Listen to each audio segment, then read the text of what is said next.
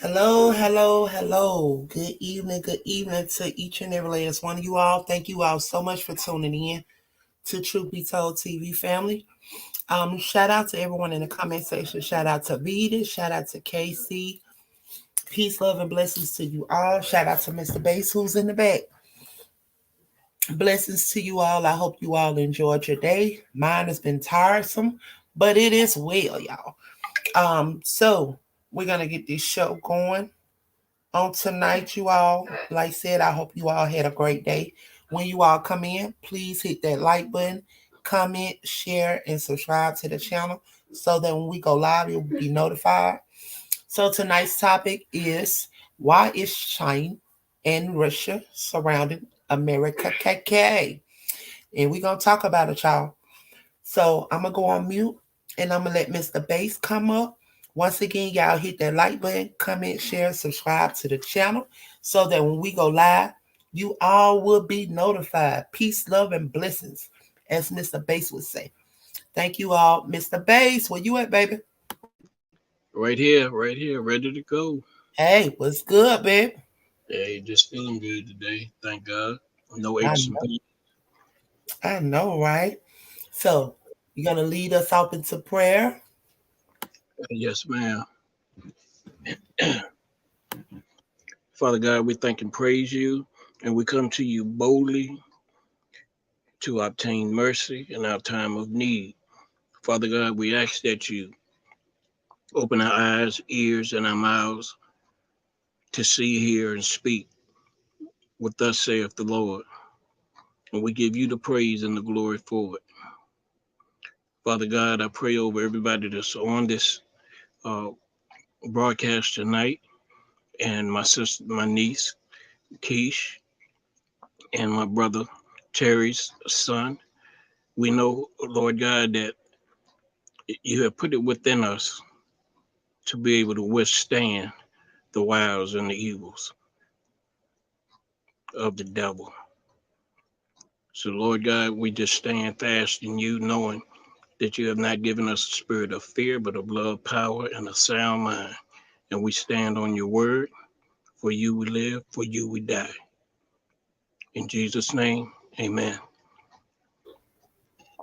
Amen. I touch and agree with you on that. Thank you so much, Mr. Bates. I love when you pray. I told you that once, didn't I? Amen. Yes, Lord. So you can pretty much do your thing, Mr. Bates. I'm gonna go on mute so that you can pull so you can go ahead on and drop the content. Once again, thank you so much for prayer. Shout out to Kish, Mr. Terry, peace, love, and blessings. Um, Lillian, she with the elders, so she'll be in shortly. And Smitty, he on that forklift. So And on once the again, job. hi, Mr. Bass. No, just saying on the job. I Smitty. know, right? Baby and Sure been asleep. Now she done woke up, honey. She starting to act like Sheba. Knowing when we go live, baby. But Amen. Mm. when you all come in, please hit that like button, comment, share, subscribe to the channel so that when we go live, you'll be notified and you'll get a notification. Once again, thank you all so much for tuning in to Truth Be Told TV. I'm about to go on mute. Mr. Bass, do your thing. Well, y'all know I thank you all for being here with us because you could have been anywhere else, but you're here tonight, and we thank you for it. And I pray that everything we bring to you will be something, even if you already know that something else will open your eyes to even more knowledge. And as we go through it, I just pray that everybody gets what they need out of the information that we're bringing forth tonight. I'll be going on mute and I'll get us started.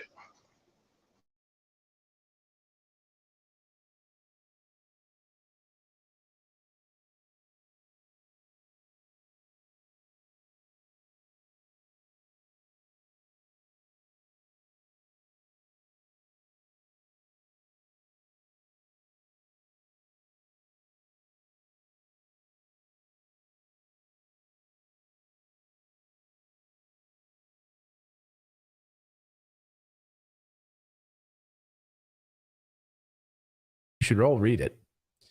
It was published recently, and it's an annual assessment of human survival or lack thereof. Like, are we Mr. all Bass, going to can die you thanks to these rewind it globalists? back? Based on the perceived risk. Thank you. Let's talk about the World Economic Forum. So here's a term you're not going to like. The term is polycrisis, meaning many, many interconnected crises at the same time. Now, this is not my word. This is Klaus Schwab's word and the merry band of globalists over at the World Economic Forum.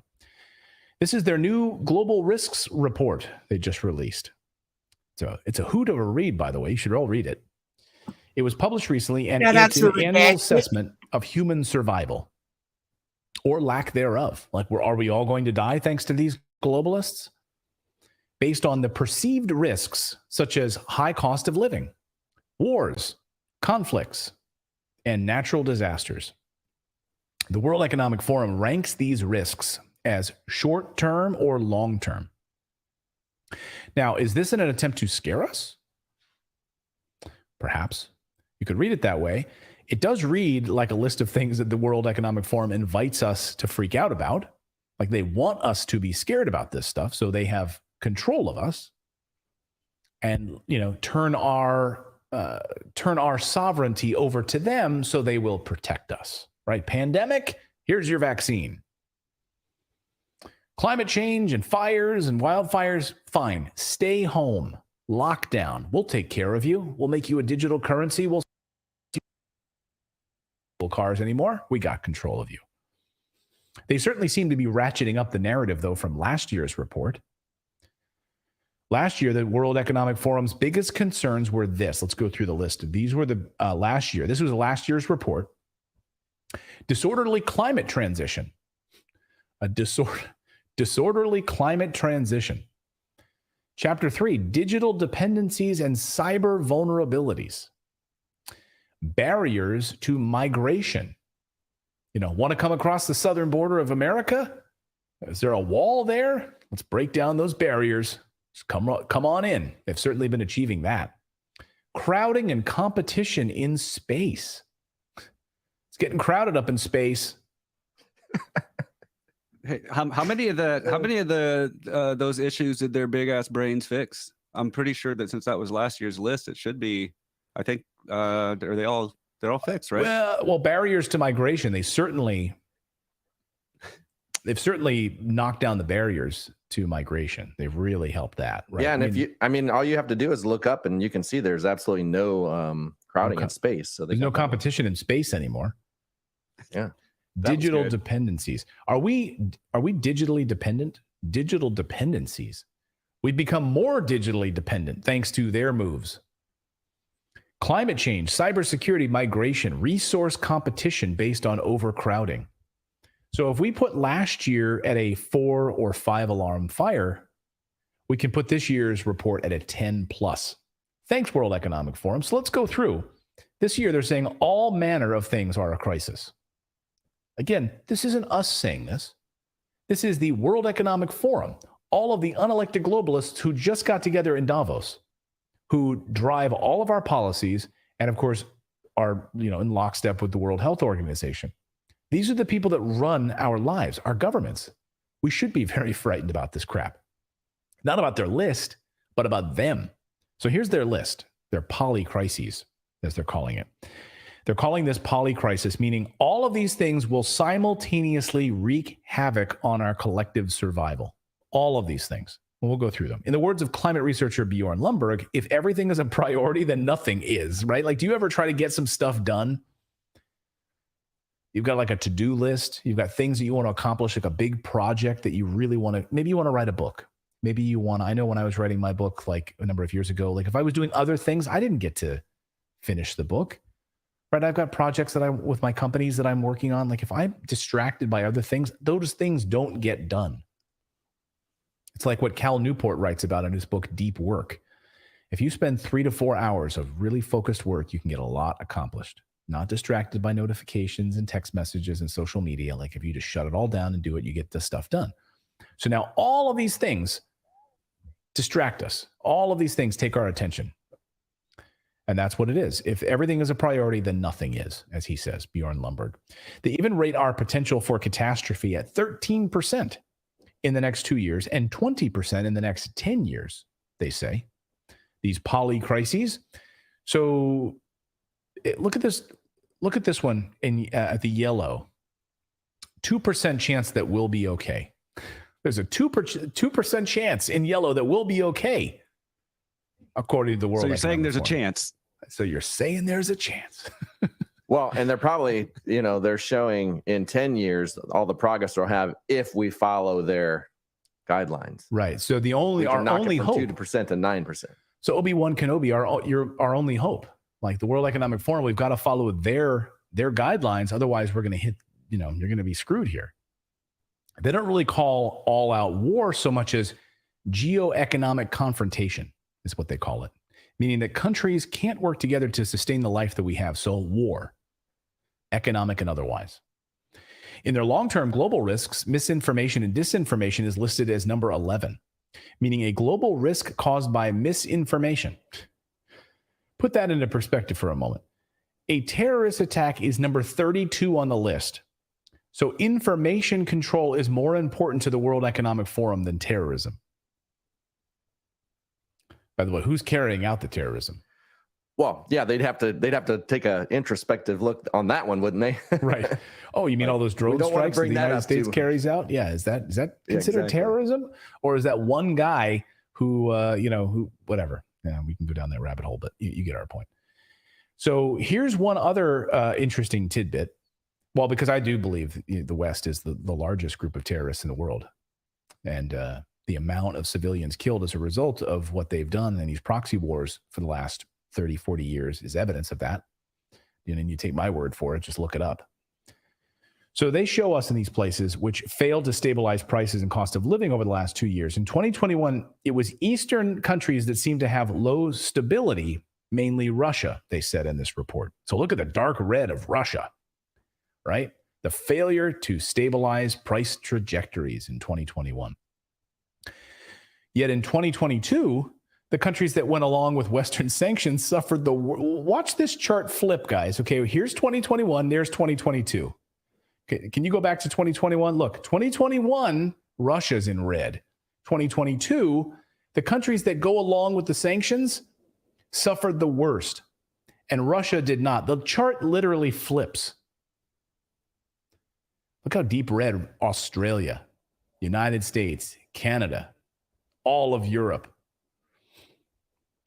This is based on a survey of perception, not economic data, so keep that in mind. Note that the China destabilized too in this chart, which likely has little to do with war and more to do with COVID, of course, and lockdowns. So the report is full of the World Economic Forum, all the hits. They're playing all the hits here. It's like the greatest hits. Climate, migration, overcrowding, all of these things. Again, it is an invitation to worry. So if you want to worry, thanks to the World Economic Forum, or you can use this as an opportunity, to take care of your own family, and to, make sure you have cash on hand, not have digital currencies that they're trying to force on you, taking care of your own family, providing your own food sources if you can, have chickens, right? Raise your own food sources, have your own gardens, be able to do those things outside of their control. Have your own fuel sources if you can. And this is a playbook for them. Straight up, this is what this is. It's a playbook for them. How world leaders can use this data to create policy change that may or may not be good for everyone. If past is prologue, it's a playbook for how to line the pockets of those people in power, quite simply, through the guise of social change based on panic. But it could also be well-intentioned. But likely that's not possible. So I'll say it could be well-intentioned. How many of you think the World Economic Forum is being well-intentioned here? Let me know in the chat. Do you guys think they're being well-intentioned? I mean, Beetle when are me. they not? Does your cup say Grateful Dad or Grateful Dead? Grateful Dead. Grateful Dad. Look at this. Great. Oh, yeah. I was gonna say because I have a Grateful Dead shirt on, so I was like, hey, we're buddies today. I'm a grateful father, a father of three. Father of three little ones who, and you think about this world, what these globalists are trying to control and take away your liberties, take away your freedoms, force you. I saw what Whole Foods rolled out yesterday with this like QR code check in and check out. Like they're tracking you when you go in, tracking you when you go out. These biometric scanners now that you can just pay with your face, your palm, getting rid of cash. I was saying to my wife, I said, it is so important for anytime you go near an ATM machine, just to take out some cash, have cash on hand. Because they want to take it away from you. And they'll only let you try it. By the way, if you had, let's just say you had $10,000 in your bank account and you went to an ATM and you wanted to take out the $10,000, there's no way. You'll get like $150. That's it. Oh, and get pulled over by the cops with that much money. Yeah. Like, what are you doing with this cash? It's my money. What do you mean? What am I doing? Civil forfeiture. Mm-hmm. Give it over to us. They can literally, if they find that much money, the civil forfeiture, they can just literally take it, and there's nothing you can do about it. They can just say, well, it looks like it's probably illegal. You probably got it illegally. We can take it, and there's nothing you can do about it. So anytime you get a chance, you're buying ATM, because they give you a daily limit, right? Take out some cash, have cash on hand, put some in your safe, have it in a safe place that other people don't know about, but have it because I'm telling you, as Catherine Austin Fitts talks about, they want to take it all away from you. And by taking away cash, by going cashless, they gain total control. And we're very, very close to the World Economic Forum and these guys having total control. She described it, in fact, trying to get Catherine on the show and going back and forth. I'd love to have her on, but she said something the other night that I thought was so poignant. She said, really scary. She said, it's like a corral, like you're corralling cattle. And she said, we are corralled at this moment. And by adding in these layers of vaccine passport and layering in digital currency, that closes the gate on us. Think about that. We are already corralled by these people, and by then layering in vaccine passports so you can or cannot travel, and we're monitoring everything you do, and then your money and the money supply is now controlled by us. So we feel like you've been eating too much lately. We feel like you've been traveling too much lately. You're not allowed to spend any more money because we control it. And they put it under the thing. Like, put it under the guise of being useful and convenient. Easy. Convenient. That's the word I'm looking for. Well, and think about that. Like, they can't track what you buy with cash. You know, like you can take out cash, you can go buy things, but more and more it's getting harder to do that. I mean, I remember a guy came in, he came out of the military. He had a bonus or whatever, and he wanted to buy a car. So he came in, dropped $9,000 cash on a desk, and he had to report that to the government because you can only spend so much before they need to know what you're buying. And the thing is, if you make it digital, that just makes it so that they can track every single thing you spend. So you think that's going to affect your taxes. That's going to affect if you do anything nefarious, they can just shut you down and you know, hey, you're not going to be able to get any groceries or money until you go turn yourself in for that parking ticket you have in Seattle. You know, it's like all of these little things that they'll be able to do to you if we digitize and allow them to digitize our currency. Now we're talking about central bank digital currency. We're not talking about Bitcoin and that. You know, go down a rabbit hole. Exactly. But CBDCs, right? It's central banks digital currencies, right? So the government's control of this, and they're going to force you to do it. We've already seen it happening in China and other places, right? So can't use Bitcoin; it's outlawed. But you can use our Chinese version of that here, and the Fed is working on it actively. Their Fed Now program. So we already know that it's coming. So, you know, and I saw someone in the chat say, well, cash will be worthless. Well, you know, it's maybe not. But I mean, you just think about, like, you have access to those coins, and actual paper currency is still transactional. So being able to, you know, have access to that where you can still be able to, I'm reading a book right now on early Revolutionary War time. And I think it was called The First Conspiracy by Brad Meltzer. Brad Meltzer? I think so. And, you know, like George Washington, really interesting spy book. And one of the things they're talking about is the counterfeiting operation that was unfolding by the loyalists for the king, who were trying to undermine the colonies and trying to print money. This is, of course, goes back. I mean, Nazis tried to do this, right? They had printing presses set up that they were about to dump cash all over the United States that they printed. Right. So this has been used for hundreds of years, the idea of economic warfare through inflation and dumping cash. And so, again, it was so important to have this money, to have the paper currency. And I don't think that's ever going to go away. We will have some sort of transactional paper currency. But again, that's why it's so important to have precious metals as well, you know, to have things that are tangible, that are outside of this system. You know, Catherine Austin Fitz says, when the Soviet Union fell, the most important transactional piece of currency was vodka. Like, to get across the border to, you know, whatever, if you had vodka, like small little bottles of vodka, like that was worth more than money. And she says, you know, go and buy some. Here it would probably be Mountain Dew, I would assume, in America. Mountain Dew, like soda, cigarettes, bags of sugar. Pacific Northwest, it'd be IPAs. Like, you know, the more hops you have in your IPA, the more money you've got in your pocket. Or eggs. Like, you see these things when scarcity, right? Scarcity. And so people crossing the border right now with eggs, like, you know, smuggling eggs across the border. Copper.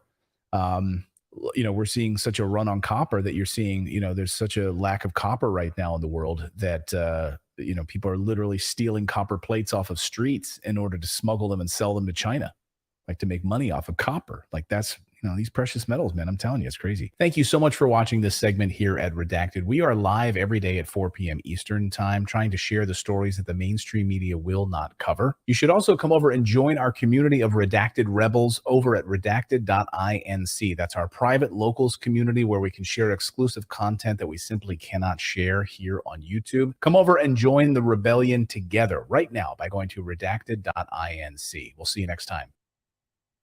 Let's talk about the world.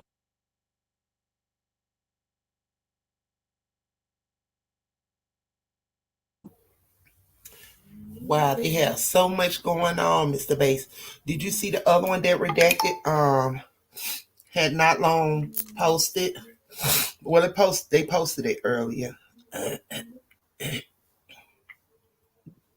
Yeah, I'm sure I did. I checked out some redacted today, and was also searching for some other videos that went along with what we already had today. And I found one that was real good to go along with the what we are about to see. Mm-hmm. And yeah, it's just it's amazing how they have created all this stuff like climate changing and all this. You know, they that club of what is it, Club of Rome, sitting Mm-hmm. back coming up with all this foolishness, and you know you can really see it's to the point where you can actually see what's happening and what they're doing, and Yep. see why people say we living in an illusion because they're creating stuff. Mm-hmm. Uh. You know, they was talking about the sanctions killing people in Syria. Then they had exposed uh the deep state, which we all know what deep state is. Deep state was exposed for hiding, trying to hide Haiti and them invading Haiti. You know, they invade on everybody. Uh-huh. Mm-hmm. Yeah, they have a whole lot to do with those. If you don't go along to get along, Mm-hmm. they taking them out. Yeah, they've been doing that all the way back to the Congo. Yes, Lord. So I'm gonna let you finish it, Mr. Bass. And you had grabbed another one to add to it. Is that the one about the NATO supporting the Ukraine bombing? No, it's the one that will cause thought about that balloon. You know, because they was taking that they was trying to make us take that balloon real lightly. You Mm-hmm. know, but it's all kind of information can be gathered from that, and I just want to. It's about just an extra 10 minutes. Okay. Yeah, to show the different types of information that could come out of that balloon flying over the United States. Mm-hmm. You see what Putin had said to the America, to USA? Now, go ahead. I had dropped it in the vetted folder. Oh, okay. No, I haven't been back over there. I was over there earlier. I have to check that out in Okay, a short. it's just a real, but he talked about what the US doing to the people and about like they can't live off of internet and printed dollar bills. Some I don't know, you just check it out. I dropped it in the vetted folder. But you Uh, can continue, Mr. Bates. I'm finna go on mute. He told no lies though. I heard that.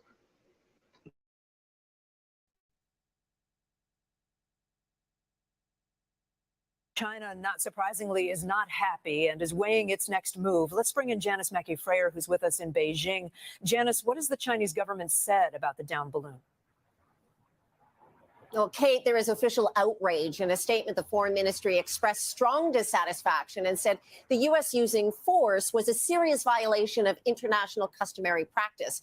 It also said the Chinese side will safeguard rights and interests, and they warned of further repercussions. Now, whether China's leadership wants to escalate a situation they describe as accidental isn't clear. A lot of the commentary here describes what the U.S. did as provocation or an attack, while on social media, the U.S. is actually being mocked for overreacting. So how much does this strain U.S.-China relations moving forward, Janice? Well, this is the first clash of its kind between the two sides since the Korean War, so there is some historical weight to it.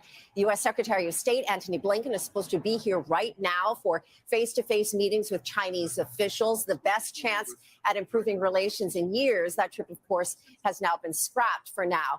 That there is any level of engagement between the two sides, albeit heated, is actually an improvement over recent years, though any U.S. surveillance operations in the region now could be targeted, and anything to do with the U.S. and Taiwan will certainly raise the temperature even further. Kate?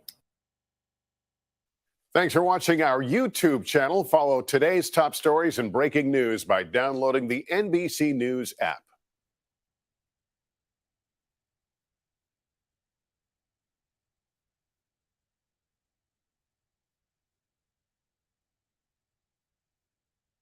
Just want to say shout out to Go Black to Africa before we get started with this video. This brother has done some extensive traveling and comes up with some very good information.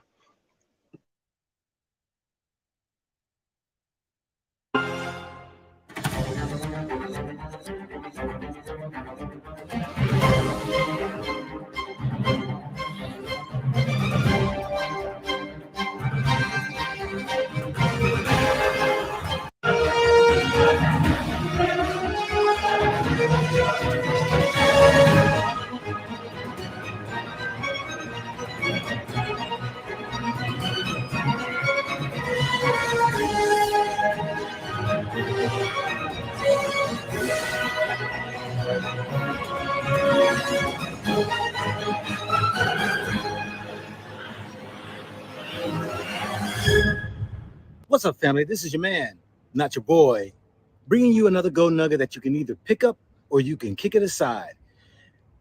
Let's talk about the United States military, or the Department of Defense, who have taken notice of the Chinese balloon that's in the sky.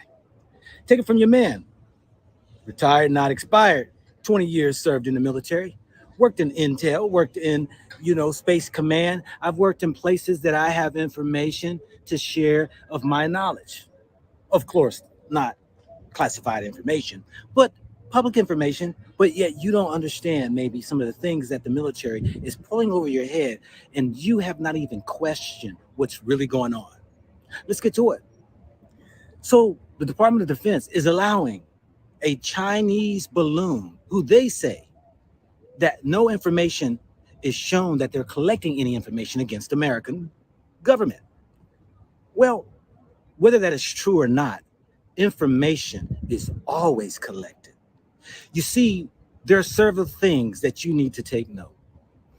As the government is trying to put a propaganda over the eyes of the people as though it's not a concern, you have to ask yourself, why would they allow a balloon, supposed weather balloon, to float across the United States? Number one, let me give you a little background of me. I've worked in the intelligence agency. I've worked in Space Command. I worked in Colorado Springs. I worked in Cheyenne Mountain. And let me tell you that America has 24-hour watch on the air, on the sea, on the ground, in space. This is a security that goes beyond than one can imagine. Of course, I know that there is the eyes amongst the world on screens there in America, in Cheyenne Mountain. Now, this is not classified information. People know they made a movie of it as well. But how is a balloon able to float in to the airspace of America and they not notice until it gets far into the inner of America? Sounds very suspicious, don't it? That all the technology that America has, that they were unable to detect a balloon that's floating about 50,000 feet, according to some of the pilots who were in aircraft. And yet they say that it's not harmful. It is not gathering information. Now, anybody who does not know, yes, what information can China really gather when you can find everything on the internet? You can look up where all the military bases are. You can go to Google Maps, or you can go even to some other websites that even show you even the grounds of inside the military bases, inside the center of the Pentagon. You can see buildings and stuff that aren't on the military installations and stuff that are just not as secret as many people want you to believe. Free information that's out there. But let me say this. I've gathered working in the intel that all information is information you can use. So let's just go with the plan with what America said, that this balloon is not seeking or gathering information from America, but it is. You see, an innocent weather balloon, of course, has some type of machinery in there, and yet it is gathering the patterns of the weather. But can China use the balloon as its trajectory, as using it as a means of source to know if even if they wanted to spray stuff in the air, bring a balloon and have it detonate when it hits the American soil so that this weaponry can go across America? Can they do that? But the most information that China can gather, if this balloon is not gathering information, is the words by America. It's on all the news channels. It's reporting every step of the way where it is, and China can sit back and take note. It also can gather information that how long did it take for America to even notice the balloon? And America's response. As America DOD says, Department of Defense, who don't know that they don't want to detonate or take out the balloon if it happens to be some type of bomb or some type of weaponry or what have you that can fall down to earth and do the people harm. This information is good for China to know the response of America and how it will handle something that appears as innocent as a balloon. You see, all information is information, and all information could be good information. America stated that it will not do such an act of bringing the balloon down until it floats its way out of America's land space. Now, do you think that you can use this information for your own good to see how the response of America in noting that this balloon was floating around, the trajectory of the balloon and where it floats according to the wind shears, because it's a weather balloon? How long does the balloon last in floating? It's great information to know, to check your own equipment out and how long and duration it can go. You can also check out the response of the people. Are the people frantic? Are there precautionary measures that are being taken? All of this is information. So that if China wanted to do such an act, a willful act of war, they got the information. Let's go to the next point that the general had said, that America is going to blow up this balloon when it crosses over the landmass. You know, there are things that can detonate on its own. So while you wait for things to get past the landmass, this could have detonated at any time if it was weaponry. But I believe, in my own opinion, that America has failed by the people by securing the United States and its borders by allowing this balloon to be used as a test and an example for China to take note of all the information that they've gathered, not just from the balloon, but really gathering from the American sources, the news, the government. Let me say this right here in closing. All information that is shared is not right and exact. We know that.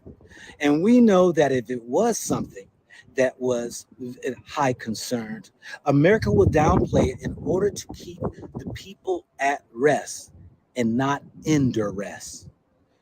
America cannot deal with people running around crazy because of a balloon in the sky that might have nuclear weaponry, that might have another biological virus, might have some other things in it that could be harmful to the people. But it is incumbent upon America to always secure the people and the land that it serves. America gets an F for this, because anybody who knows intelligence knows they failed at all costs in allowing China to take in information that will benefit them. It is what it is, but you heard it here first. This is your man, not your boy, bringing you another gold nugget that you can either pick it up or you can just kick it aside. Think about it, think about it, think about it, think about it, think.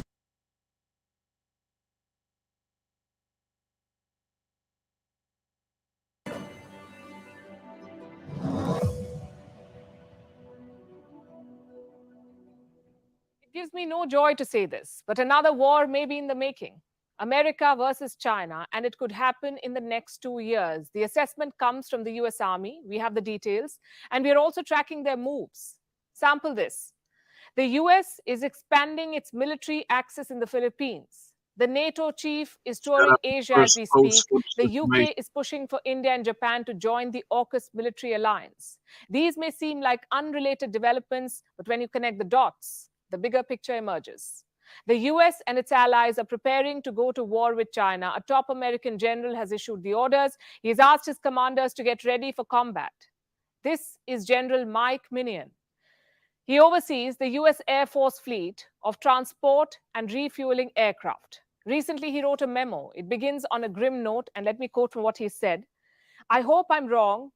My gut tells me we will fight in 2025. He's talking about fighting China here. Why does he think that there will be a war? He offers some compelling reasons in this memo, and I'm quoting again. Xi secured his third term and set his war council in October 2022. Taiwan's presidential elections are in 2024 and will offer Xi a reason. US presidential elections are in 2024 and will offer Xi a distracted America. Xi's team, reason, and opportunity are all aligned for 2025. In other words, the US and Taiwan will go to polls next year, and this American general thinks that this distraction will be used by China as a leverage. Interestingly, the US Defense Department has rebutted this memo. An official statement says, and I'm quoting again, these comments are not representative of the department's view on China. So the Pentagon either does not fear a war or does not want to say it. As for their president, he can't seem to make up his mind. Last year, he said the US will respond to an invasion of Taiwan militarily, that he'll send American troops to fight China. You didn't want to get involved in the Ukraine conflict militarily for obvious reasons. Are you willing to get involved militarily to defend Taiwan if it comes to that? Yes. You are. That's the commitment we made. That's the commitment we made, he says. Biden is referring to the Taiwan Relations Act. It says if Taiwan is attacked, the US will come to the island's defense. His government was quick to clarify that America's policy on Taiwan has not changed. They call it strategic ambiguity. Now, we're not sure about strategic anymore, but there is ambiguity for sure. Meanwhile, the US military is preparing for all scenarios. Last week, the US Marine Corps opened a new military base. It's on the Pacific island of Guam. It's called Camp Blas. The base will host as many as 5,000 US Marines. The US is also talking to the Philippines. They're expected to announce a new deal soon. American troops will get greater access to military bases in the Philippines. And this is going to be very significant. These bases in the Philippines are strategically important. US troops can use them to mount operations in two flashpoints, the Taiwan Strait and the South China Sea. China, of course, is watching these developments. It has issued a warning to Washington, D.C. We urge the United States to abide by the One China principle and the provisions of the three China-US joint communiques. Earnestly follow through the US leaders' commitment not to support Taiwan independence, stop meddling in the Taiwan issue, stop US-Taiwan military ties, and stop creating new factors of tension in the Taiwan Strait. Meanwhile, the US is rallying allies. The NATO is making moves in the Indo-Pacific. The NATO, as you would know, is the North Atlantic Treaty Organization. It is a military alliance, and the US is its de facto leader. NATO Secretary General Stoltenberg is visiting Asia. This trip has reignited the discussion on an Asian NATO. Stoltenberg is visiting South Korea and Japan. What for? To make new friends. We live in a more dangerous, a more unpredictable world, and then we need strong partnerships between countries and alliances that believe in democracy and freedom. This visit has not gone down well with China and North Korea. They're issuing threats and asking the West to back off. The NATO is reaching out to India too. Reports say the two sides, India and NATO, will hold strategic talks. This dialogue will be held in the month of March. Senior officials from both sides will participate. The agenda is yet to be revealed. We are told it will most likely focus on regional security. And this will not be their first such meeting. India and the NATO held their first political dialogue in the year 2019. We're not sure what form and shape this will take, but we can say that the West is trying hard to pull India into some sort of a military alliance. The UK wants India to join the AUKUS. AUKUS stands for Australia, the United Kingdom, and the US. AUKUS. As unimaginative as acronyms get, AUKUS is a trilateral security pact. It was formed to build nuclear submarines. Now it is stepping up to counter China and to counter China militarily. A British lawmaker thinks this alliance should be expanded. His name is Tobias Ellwood. He is the chair of a key defense committee in the British Parliament, and he suggested that the AUKUS should include Japan and India. So far, New Delhi has resisted. It has not joined any military bloc against China or anyone else for that matter. India maintains that the concept of alliance is a Western one and that India will not tie itself up in these formats. At the same time, India continues to deepen ties with its partners. Recently, India's National Security Advisor Ajit Doval was in Washington, D.C. He met his American counterpart, Jake Sullivan. And that's the thing about geopolitics. Lots of seemingly unrelated moves and countries acting in national interest finding convergence against common adversaries. The US is readying its military and its allies for a potential conflict with China.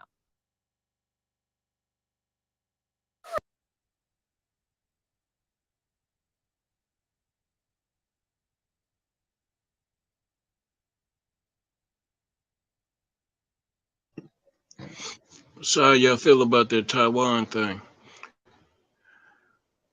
Put your answers in the chat. Taiwan, a lot like Mexico as far as the child trafficking and stuff.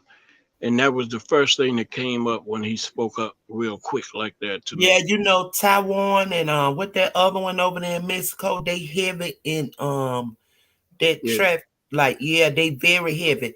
Also, like, it tells you and it warns you, like, when you book over there to not go to Taiwan. And what the other one? I gotta think of the other one. I was just talking about this last week.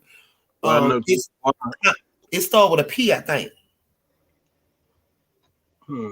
I gotta think about it. But yeah, they let you know and aware you of the high is in the red. It's high on you being snatched. Tijuana over there, yeah, it's ridiculous. Yeah, they have a lot of child trafficking in Tijuana. That's, you know, right on the border. That's why you got so many those big wigs and military traveling back and forth across the U.S.-Mexico border. Mm-hmm.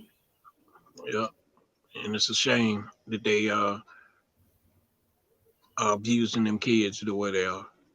It's sickening. It's past the shame, Mr. Bates. It's sickening.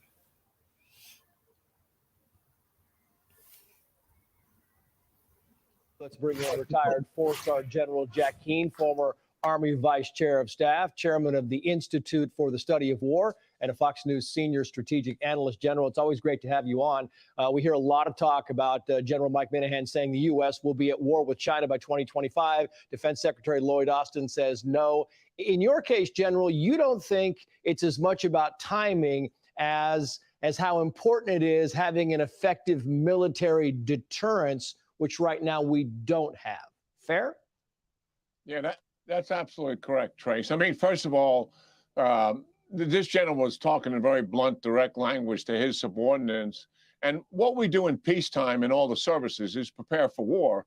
And hopefully by doing so, we're deterring war.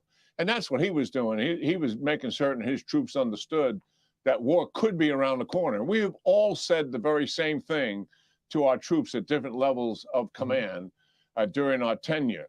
But what I think is really going on here, he just came out of the Pacific region. He's very conversant with what is taking place there, and the fact that we have lost our military deterrence. It has eroded because of the 9/11 wars and budgets that don't meet the requirements. And he sees that and knows that China does have a military advantage right now, more ships, more planes, and certainly more missiles. And he doesn't certainly want them to take advantage of that, but it's possible they could. It's not knowable what's going on in President Xi's mind, whether it's a year, 2 years, or 5 years from now. But what is knowable is that our military deterrence is not what it should be. And I believe that is where the general's coming from, because he knows that we're vulnerable and we have got to fix it. So what's the remedy? I mean, that's the whole thing, General. What's the remedy to get stronger in the Pacific region, if that's the necessity here? And how long will it take? Is it a money issue? Is it something else? It's partially money, but it's also a commitment. One, we have to upgun Taiwan. We've got a $19 billion backlog of equipment going to Taiwan that they have paid for.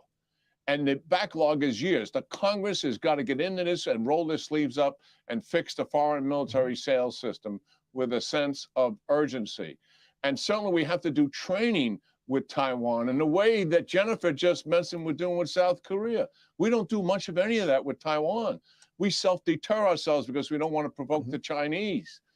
And second thing was, you got to move our forces, more forces into the region. Yes, more planes. Yes, more ships and more missiles. We've got to deploy them and make certain that China understands that there is an effective deterrent. And the only way that's going to happen is their generals will look at it and say, well, the cost is too great for us to start a war over Taiwan here with the United States, because we don't know what the outcome will be. That is the kind of answer we want.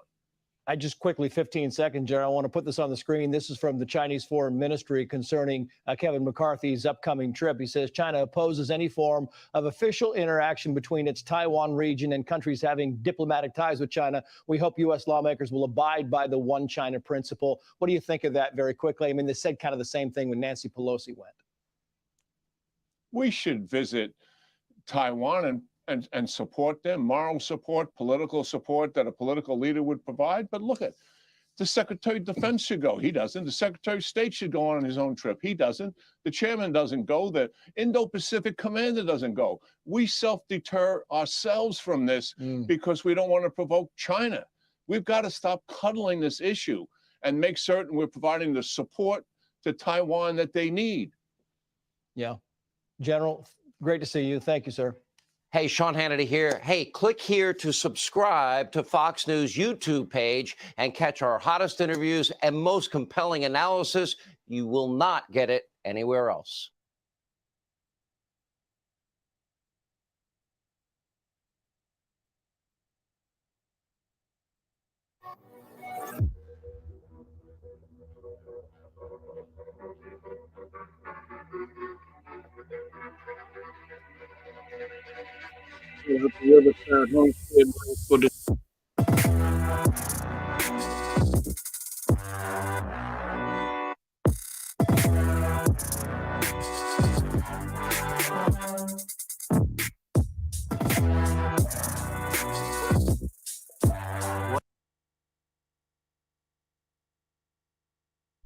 Take a good look at that picture right there now.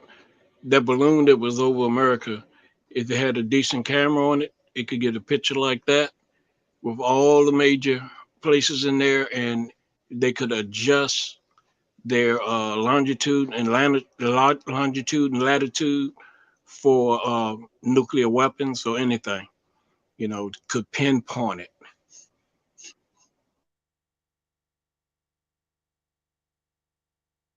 What is going on? Apparently, we as the United States are slowly getting surrounded by Russian ships. And why isn't the news talking about this? We're talking about Russian warships, nuclear warheads, and hypersonic missiles, and it's not even on the news. And Russian ships off the coast of Hawaii, not even 25 miles. And this has been going on for weeks. And it's just starting to emerge in the news now, I think, because there's so many of us out there reporting on it. They probably feel like they need to start getting on it.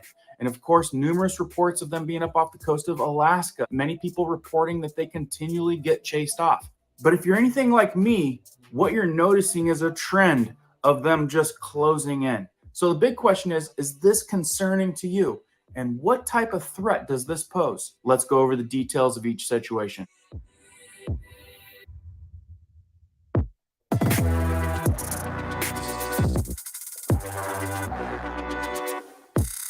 If you guys are brand new here to our awesome community, welcome. If you like emergency preparedness, how-tos, prepping tips, and news that might affect you, be sure to hit that notification bell so you guys can stay up to date. Let's jump into this one. So like I said, I'm seeing all kinds of reports. There's only a handful of YouTuber preppers out there that are reporting on this. We apparently have Russian nuclear missile ships off the coast. We've got many reports up near Alaska. We've got reports of them being off the Hawaiian coast, not even 25 miles. And the new one creating all the buzz is the one off the East Coast, supposedly a Russian hypersonic nuclear tipped missile ship with nuclear warheads and hypersonic missiles. And this one is expected to only be around 100 miles off the coast. So is it just me? Or does it look like we're slowly getting surrounded? And more so, what's the probability of an attack? And if they did happen to get crazy and pull a trigger, what are the effects? Let's go over it. Okay, so let's start with Alaska, talk about that for a minute. Then we'll go to Hawaii, and then we're going to go to the East Coast, which is the most concerning one of them all.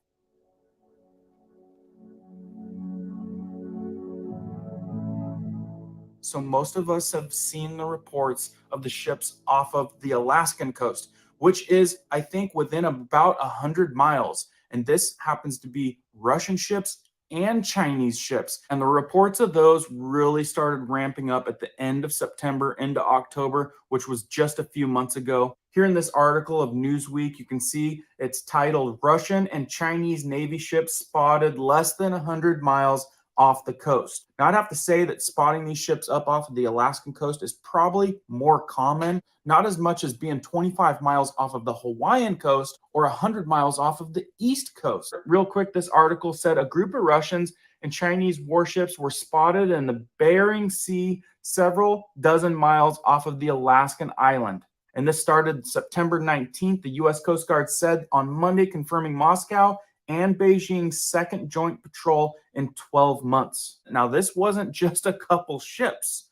I believe there was 7 or more ships. The crew of Legend-class cutter USCGC Kimball monitoring a surface action group comprising at least 7 ships, 4 of the Russian Navy and 3 of the Chinese People's Liberation Army.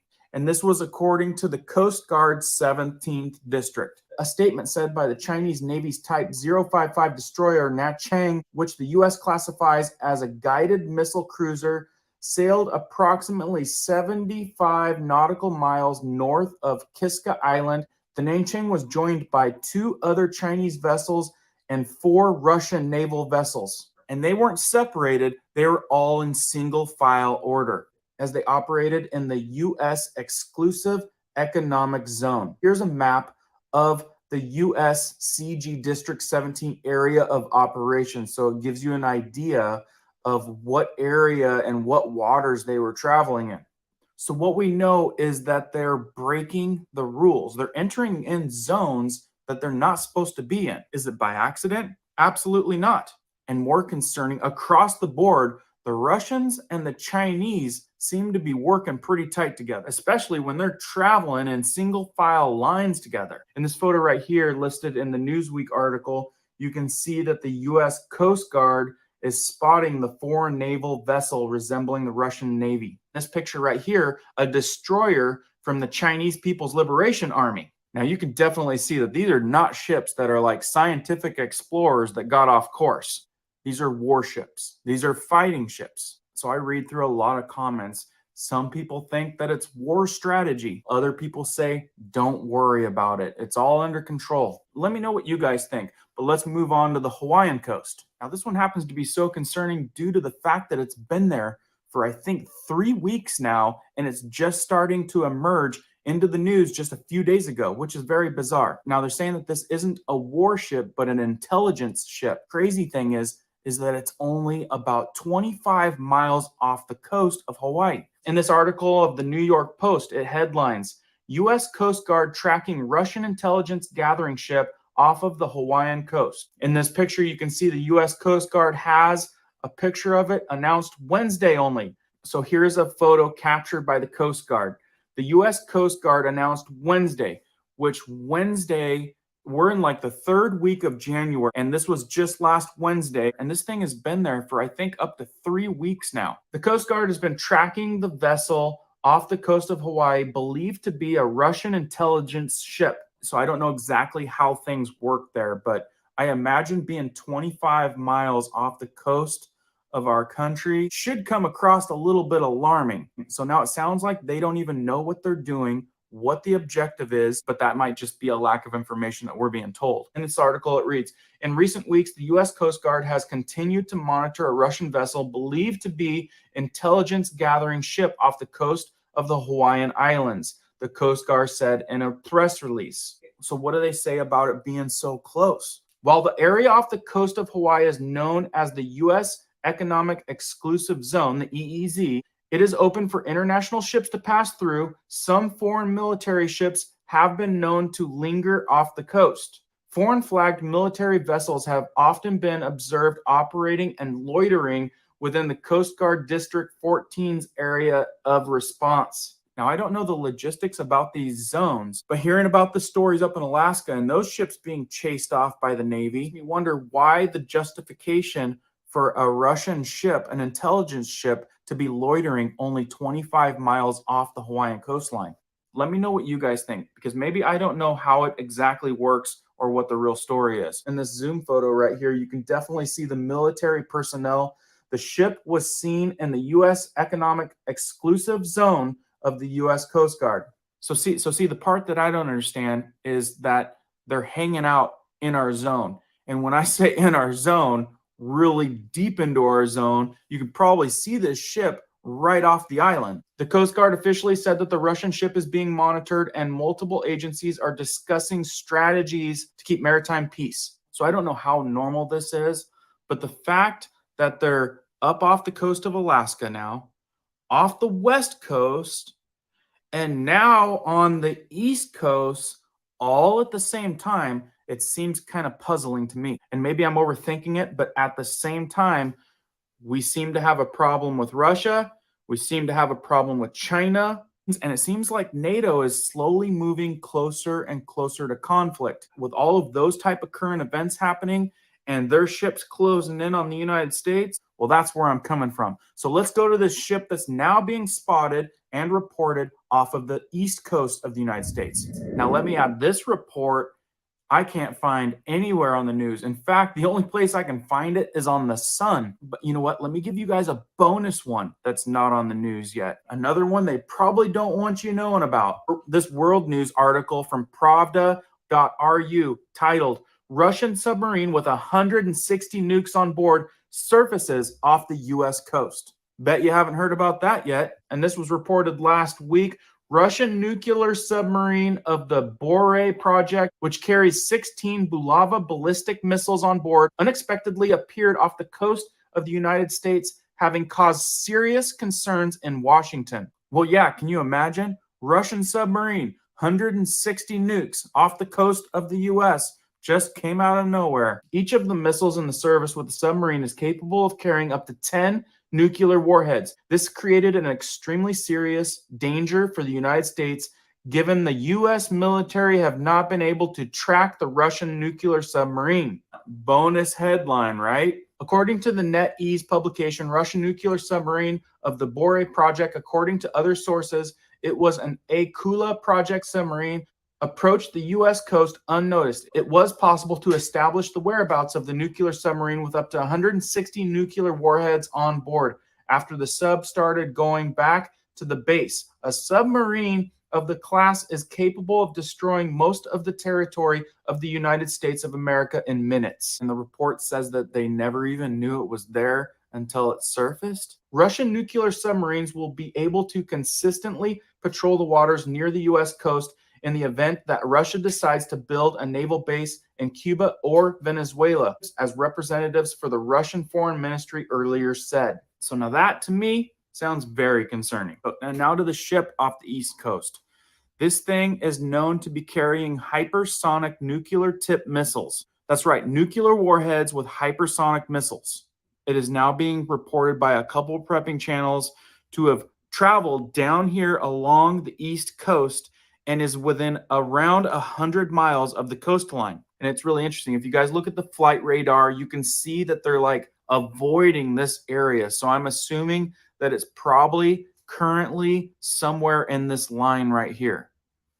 So a lot of people are asking, what type of threat could this pose? Well, how long does it take a missile to get up to where it needs to be? 40 seconds. And looking at this map right here, do you guys realize, hypothetically, if this thing was detonated straight above Omaha, the EMP coverage is huge.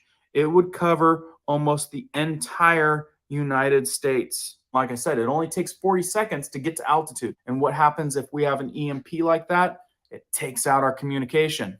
And that's a war game strategy. Take out the communications as fast as possible, and it can give you a leg up. So again, it's been reported that this thing came down the coastline right along there and is probably still around in this type of area. And like I said with the other places, is this nautically okay? Is it permitted? Is it legal? Apparently, it's okay for them to travel wherever the heck they want. But does it raise a concern? Well, I think so when it's starting to look like it's all around the United States. It just seems to me a little bit ironic that it looks like we're getting surrounded by Russia. And one thing I've told you guys before, we may or may not be crazy, our leadership, enough to jump into a world war like that. But you need to think about these other countries. They've got crazy leaders. They've got bullish leaders. So what's the probability of one of those countries having enough and pulling the trigger? Because all it takes is one person and everything changes. Because it's out there, Lavrov, Russia now engaged in a real war with the West over Ukraine. The troubling escalatory rhetoric from the Kremlin's top diplomat comes as Russia appears concerned about the game-changing NATO shipments of Leopard tanks to Ukraine. War games, and they are happening. At what point is enough enough? And will some crazy leader make a crazy move that changes everything? These are just things that are actually happening out there that you might want to consider. Please like and comment. Let me know what you guys know. Also, I have an email address if you've got a really good report for me or a link. Share this video out so this information gets out to the emergency preparedness communities. And as I know more, I'll keep you guys posted. Keep prepping, keep learning, keep doing. We'll see you on the next one.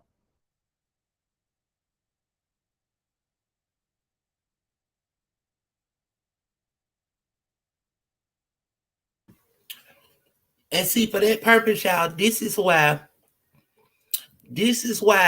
it's distractions after distractions after distractions. However, y'all, the prophecy has to fulfill itself. The word of God tells us that. The word of God also states that they was going to be, as Vita dropped in the comment section on Wednesday, that they were going to surround it. It's written, y'all, so it has to happen. However, sitting up here looking at this, and they write it below, Florida and by Georgia, get God Almighty. They real close. They covering all ends, so we probably need to be pushing it up to the middle. What you think, Mr. Pace? Nah, we good though. Yeah, that's the reason why I said that weather balloon and that one picture where that balloon is up high enough with a decent camera on there, like get a whole picture of the United States. And exactly. And is it possible, Mr. Bass? Bingo. Is it possible that, China, Russia, all of them is surrounding Babylon, the whore of Babylon, okay? Mm-hmm. With that being said, make it make sense, Mr. Bass. How we don't know that balloon that was shot down or whatever, they sent it from there and they was monitoring with the balloon down below. Mm-hmm. Exactly, and that's what I'm saying. I mean, because you think about it, even if it had uh, remote control on that thing, where Mhm. they're telling us it's being slowly pushed by the wind, where they could be a remote control with a motor on that thing, and Mhm.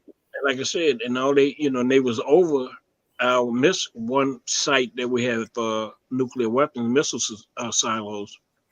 Mhm. It's gonna be a nuclear war. They looking at what they want to take out first, and like Mhm. the last video, it could have been an EMP on that balloon. Yep. They're already predicting that China's going to set off an EMP over here anyway to shut out all the electronic. The power grid. Yeah. Mhm. Fact. Mm-hmm. Yep. That's when the 10 days of darkness hit. I told you it's close to approaching. That's why I said matches, lighters, candles, all type of.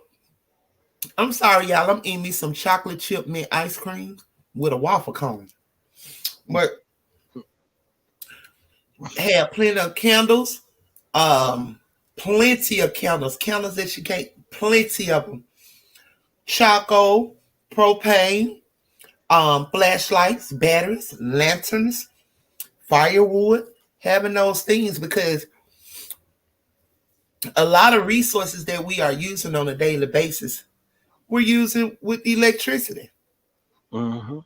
So I mean, that just but all is well. It is what it is. I'm getting closer and closer to the Father. So I mean, it is what it is. Amen. It has to fulfill itself, and it's feeling every day. It's feeling, and see that's why over here, Mr. Bass, we bring these things to the people. That's like Miss KC said that it's not being shown on the news. Absolutely, it's not. But guess what they're showing? They're showing what you call it, Takeoff, Offset, Cardi B, the Grammys, all of this because we as a people are concerned with the world of things. What's going on in the world is more important than the salvation and getting closer to God and knowing what's going on. So, they're distracted, and that's why the distractions come back to back to back to back to back to back to back. Mm-mm-mm. Yeah, we just have one more video, 5 minutes long. So I just dropped the link. Anybody want to come up and discuss any of the videos that we showed tonight? Feel free to do so. Just ask that when you come up on the backstage. Turn your camera on so we can verify you, and then you can turn your camera back off. Okay, Mr. Bates, check out what Lillian said. Okay, so Lillian said, how is it that they know exactly where to go in our country? What happened to the loyalty? Okay, Lillian, let me break it down to you, baby. Ain't no loyalty. And how they know where to go? Because the same president that the people call themselves putting in the White House, which he's not in the White House, but anywho, the same president, guess what?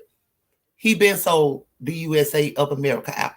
This is not allegedly, it's facts and it's actually true. Mm-hmm. Also, it was just revealed that Biden's laptop, he came out and admitted to it being his laptop, which we already know.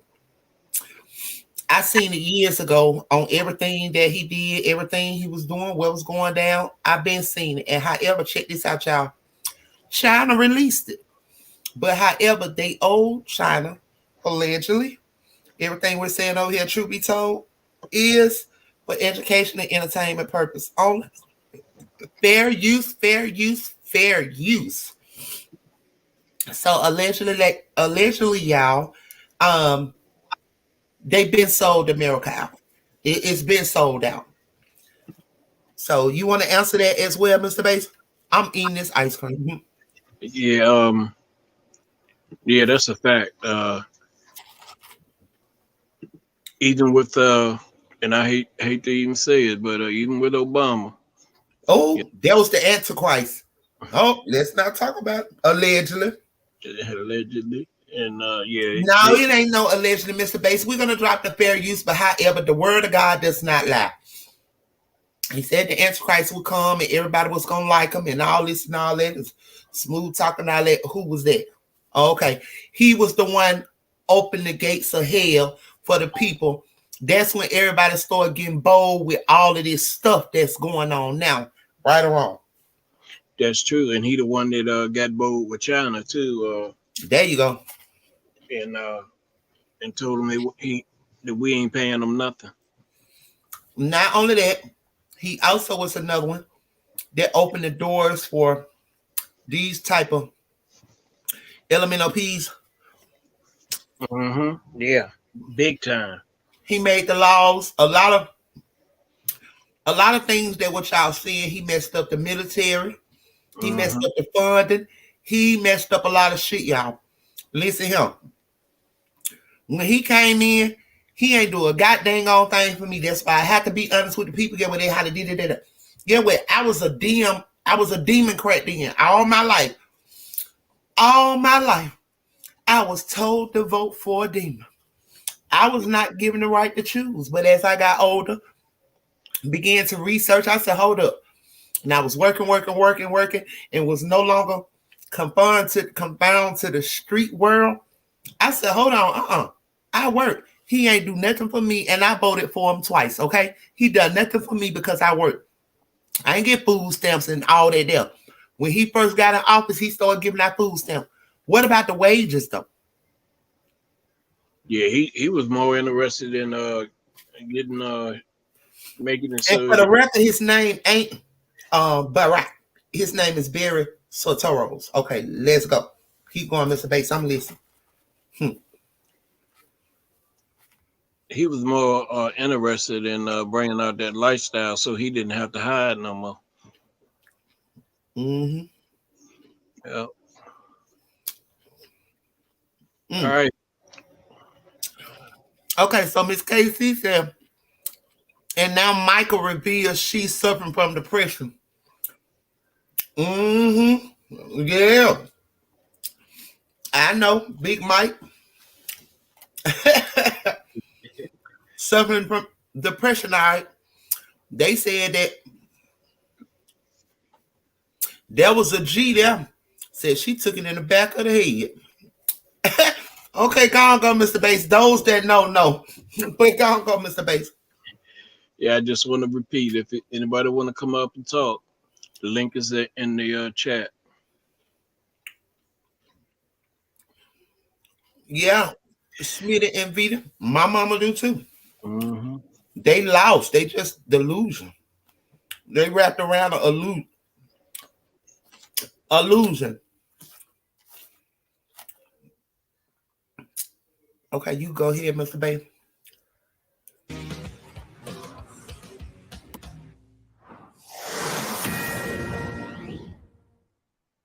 So let me tell you, if I don't look too well put together tonight, it's not like I'm not a style maven or anything. I'm just 36 hours out of surgery.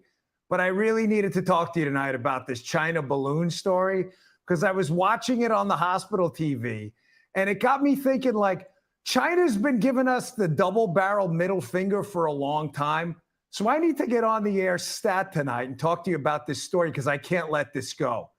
And I'm going to take a little bit of a contrarian view here because Dan Bongino, and yes, I'm going to talk about myself in the third person, Bob Dole style. I've got some questions here. Here's my first question about this story, the China balloon story. Hey, listen, this is like laughter out of uncomfortability. Like I laugh sometimes when I'm getting a blood draw because I'm like, I don't know if I'm going to laugh or I'm going to cry. Like, I can't believe this actually happened, right?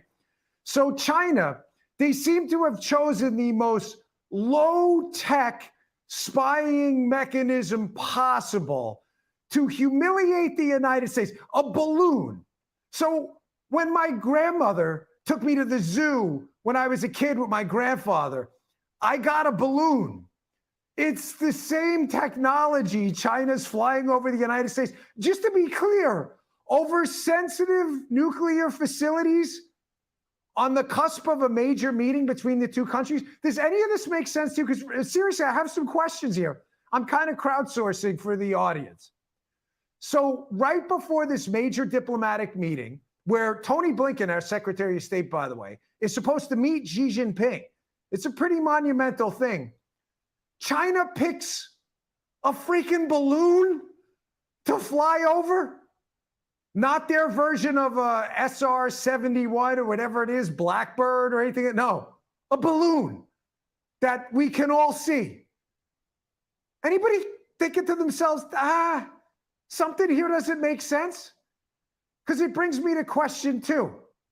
What particular capability is China demonstrating here if this is some kind of message?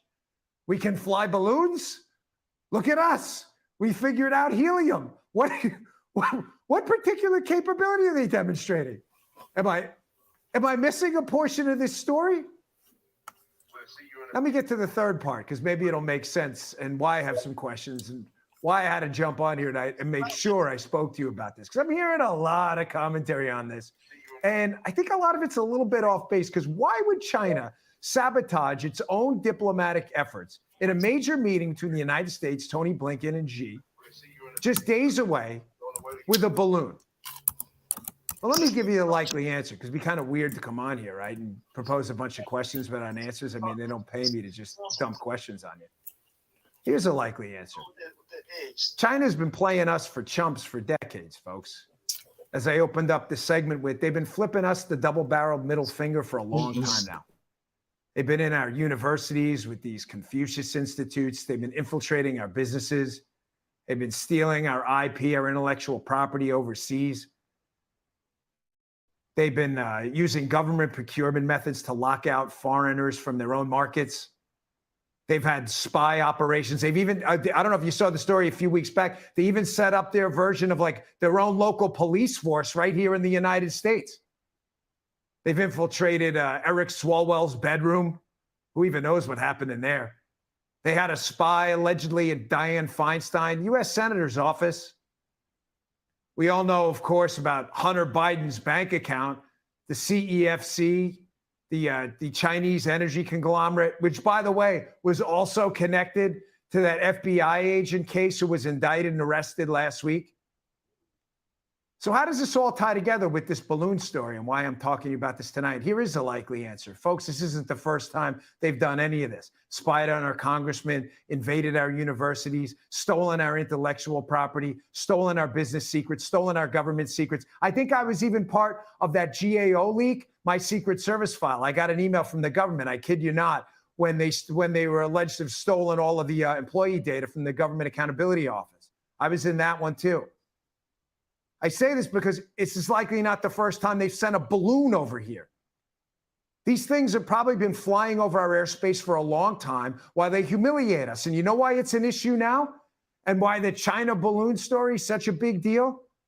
Because some eagle-eyed citizen caught it. They saw it. It's just right there. They've been doing this forever. This wasn't do you get what I'm trying to get at here? The point of this is, this wasn't a message by China because they don't even feel like they need to send a message. They think we're freaking idiots. We don't protect our colleges. We don't protect our business secrets. We've got spies in Feinstein's office. We've got one of them doing a with a Swalwell. They think we're morons. They're like, yeah, screw it. Screw these losers. Fly a balloon over their nuclear facilities. What are they going to do about it? They're going to let it fly over the whole country before they shoot it down over South Carolina. Folks, they've been flipping us off for a long time. This is only an issue because it's not an issue to China.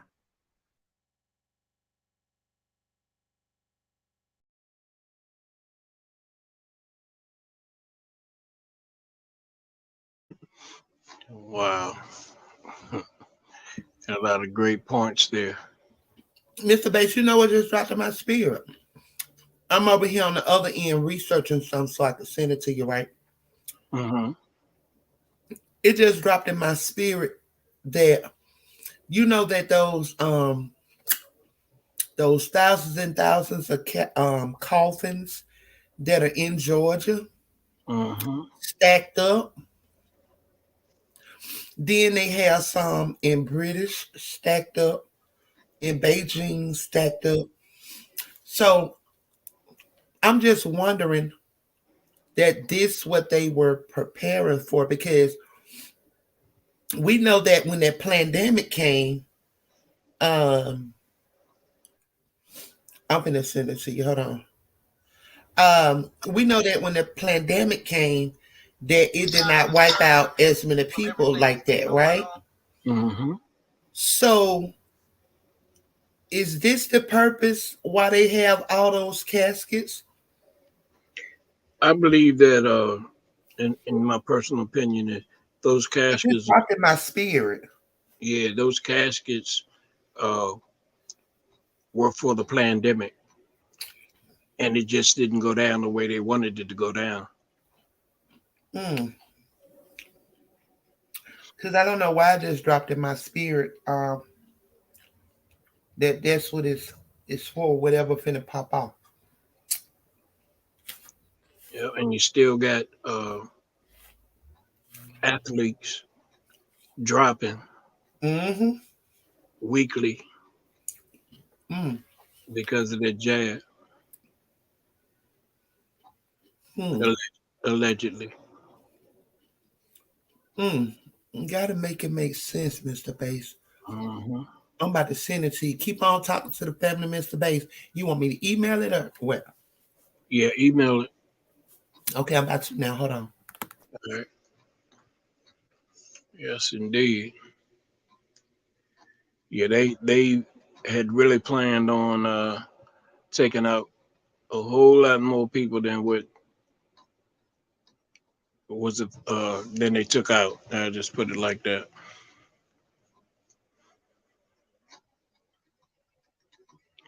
And now we're having all these athletes dropping, and I mean even to swimming instructors. People that are fit. You know, I just pray that everybody know how to get heavy metals and stuff out their body. If not, there's plenty of information on the internet for that. And also, I don't know if you all are familiar with a company called CRISPR. Drop a one if you're familiar with it. Drop a two if you're not in the comment section.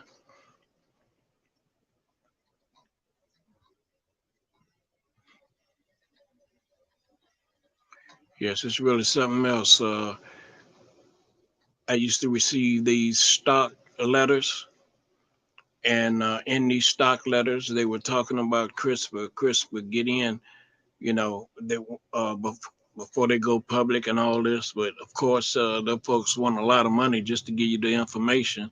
But however, CRISPR is a medical pharmaceutical type of company that is planning to be able to work on people with those nanobots that they distributing to everybody.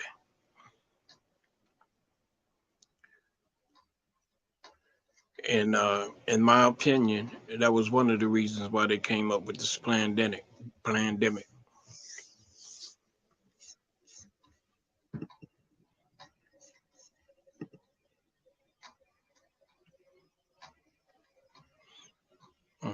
Uh.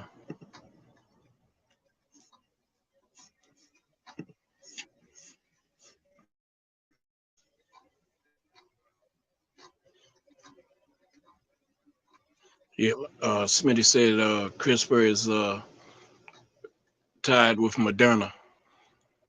We all know what their shots did to folks.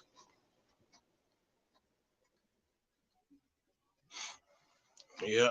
So I guess they figured they had to get those nanobots in people, knowing that people wasn't gonna just volunteer for that.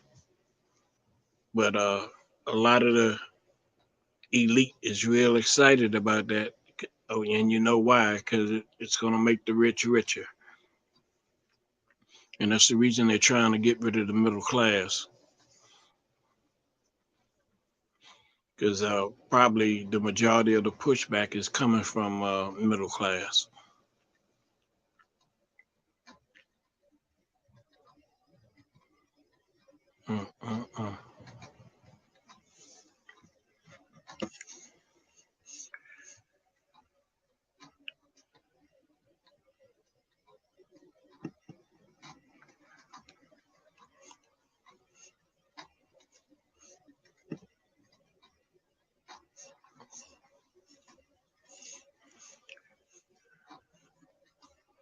Trey Lance said nobody is safe.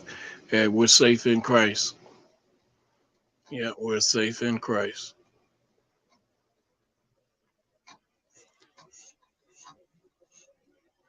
There's a lot of what's going on now, and people that don't know the Lord, that don't have a higher power. These are the ones that's going to be freaking out and being frightened, because that's what the scripture says. It says that the Satan roams around like a roaring lion, seeking whom he may devour. We don't want to put ourselves in a position to be devoured. We want to be lion slayers.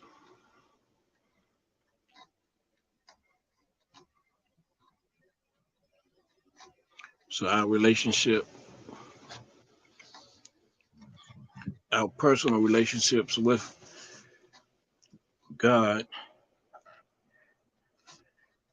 is very important.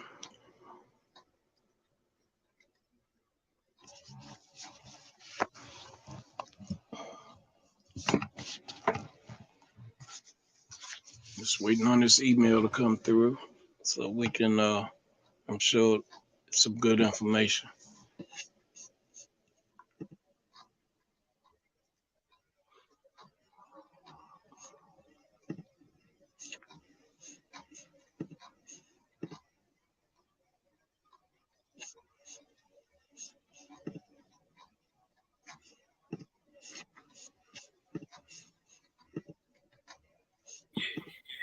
Hold on, Mr. Bass. I'm about to send it over. This is weird. It's playing with me while I'm trying to send you this content. Yeah.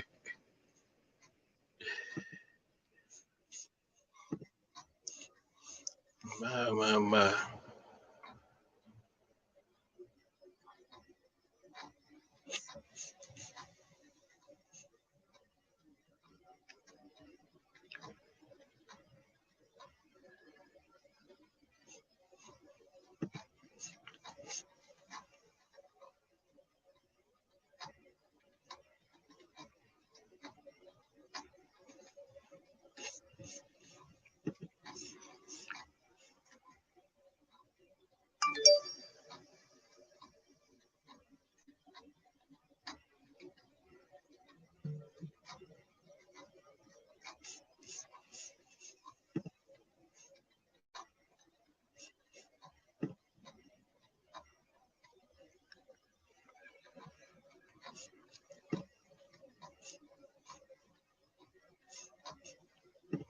All right. Had to refresh my email.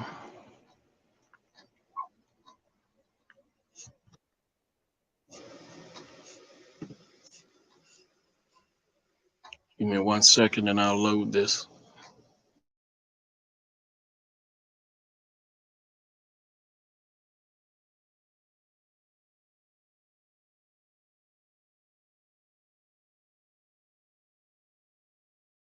It's kind of disturbing to me from everything that's been going on lately. Every single time that I've ridden past this little lot with these casket liners in them, it's been full. Now this time I just randomly rode by this area and look at how many, all that red dirt there that you see, you see those caskets back there. All that red dirt that you see there used to be laid caskets liners. All of those are gone. And I'll repeat it. Everywhere do you see red dirt right there used to be those black casket liners.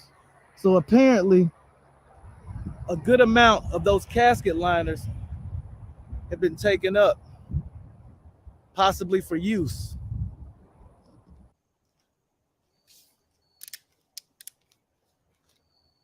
Sukis, let me know in the comment section below. Lend me some clarity. Have y'all heard of these mysterious casket liners that have been massively produced?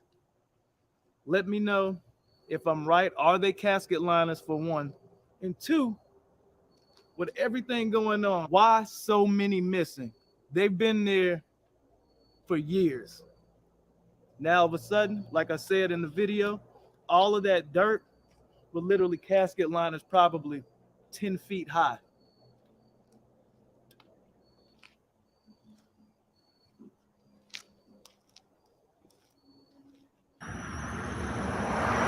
All that red dirt there used to be casket liners.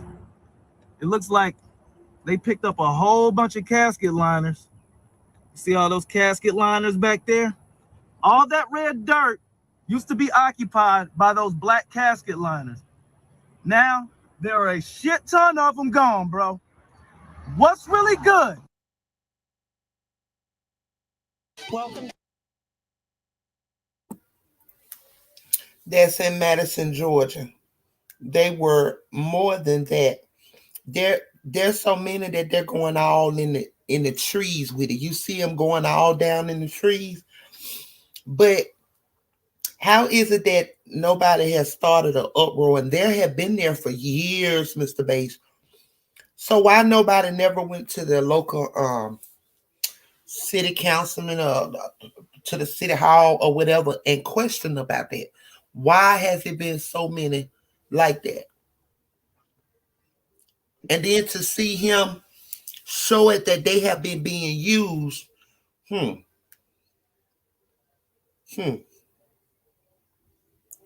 That belongs to the government, huh? Well, yeah, you know the local government have to know about those casket liners. Mm-hmm. There's no way they can drop them in there like that without them knowing about it.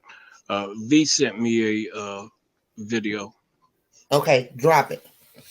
Yeah, because the government, I know they like flood stricken areas, the government send coffins and do a lot of stuff like that. That's why I know for a fact that the government, the government done that.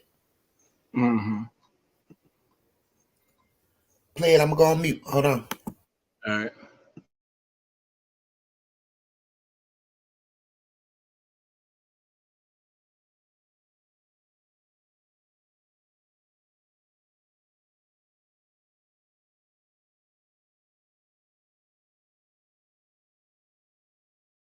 Welcome to Democracy Now!, democracynow.org, the War and Peace Report. I'm Amy Goodman. The death toll from Monday's devastating earthquakes in Turkey and Syria has topped 17,000 and continues to rise dramatically as search and rescue crews warn the chance of finding survivors in the rubble's rapidly dwindling.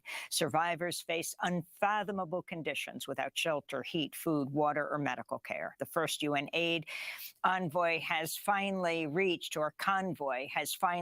northwest Syria 3 days after the quakes. Rescue efforts there have been complicated by damage and displacement from 12 years of war and harsh sanctions. This is Rob Holden, World Health Organization's incident manager for the quakes. We have got a large unfolding, huge-scale disaster unfolding on us with large geographical spread. We've got a lot of people who have survived now out in the open and in worsening and horrific conditions. We've got major disruption to basic water supplies. We've got major disruption to fuel, electricity supplies, communication supplies, the basics of life. We are in real danger of seeing a secondary disaster which may cause harm to more people than the initial disaster if we don't move with the same pace and intensity as we are doing on the search and rescue side. Even before Monday's earthquakes, the UN estimated over 14 million people inside Syria needed humanitarian assistance, and more than 12 million struggled to find enough food to eat. We'll get the latest on the earthquakes and their devastation after headlines. Ukrainian President Volodymyr Zelensky is in Brussels to meet with European leaders as Ukraine pushes its bid for European Union membership and stronger sanctions against Russia. He addressed the EU Parliament earlier today. While we are fighting, we are also upgrading our institutions. We are moving closer to the European Union. Ukraine will be a member of the European Union. Victorious Ukraine will be a member of the victorious European Union. Zelensky's remarks in Brussels came during a surprise visit to Europe with stops in the UK and France Wednesday, where President Emmanuel Macron bestowed the prestigious Legion of Honor on the Ukrainian president. British Prime Minister Rishi Sunak confirmed heavy tanks are being sent to the battlefield and pledged to train Ukrainian forces on NATO standard jets, indicating the UK would likely follow up by providing fighter planes, though they have to prove that. Meanwhile, in Ukraine, Russian forces are continuing their attack on the strategic city of Bakhmut in eastern region, and Ukrainian officials say shelling is increasing parts of the Kharkiv region, which was recaptured by Ukraine in September. In the Netherlands, an international team of investigators at The Hague said Wednesday they've uncovered strong indications that Russian President Vladimir Putin approved the supply of missiles used by pro-Russia separatists to shoot down a Malaysia Airlines flight over Ukraine in 2014. The disaster killed all 298 people on board. The Pulitzer Prize-winning investigative journalist Seymour Hersh has accused the United States of sabotaging the Nord Stream pipelines, which were built to carry natural gas from Russia to Europe.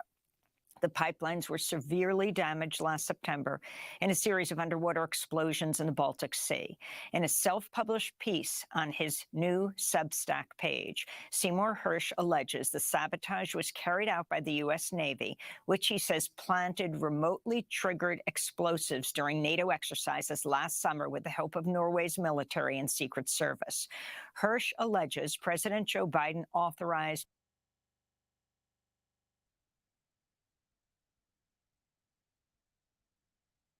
unquote. A White House spokesperson described the report as complete fiction, while the CIA called it completely and utterly false.